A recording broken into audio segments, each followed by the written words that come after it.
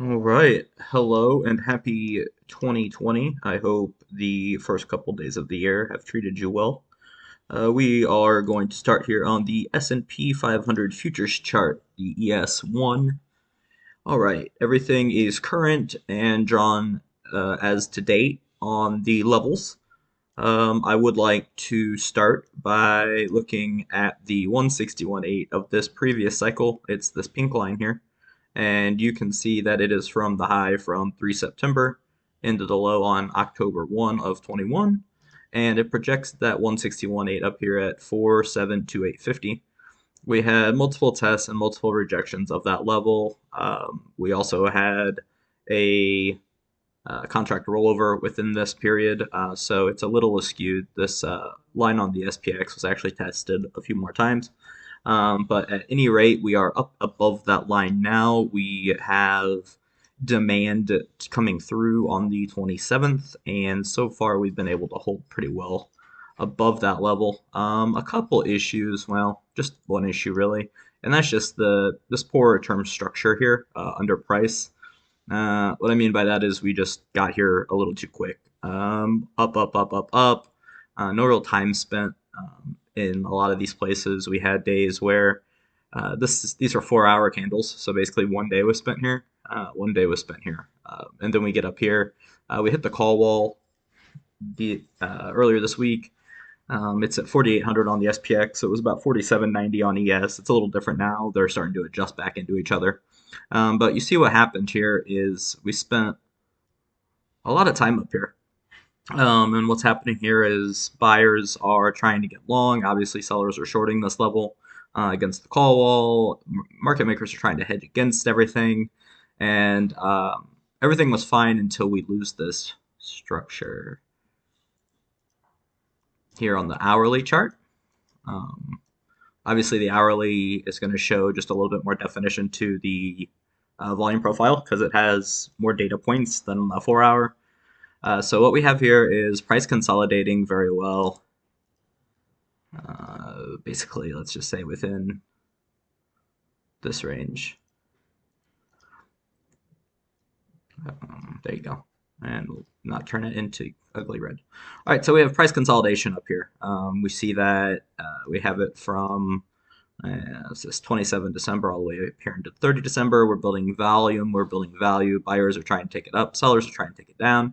And then we lose this congestive area and we break down out of it. And the reason that it's more risk on when we break down is because we don't have any volume structure underneath us. We see there's just this void of blackness underneath us, and all this volume already established above. So the question is, the volume that was established up here of the longs, are the longs closing out those positions? And if the longs are closing out positions while the shorts are still trying to acquire positions to move price back down through this null, this area without volume, then the risk is that we come back and we lose this price. We lose 47.60, and we test back down into this previous resistance from the 161.8 of that previous cycle at 47.2850. So about another 30 to 35 points lower is possible.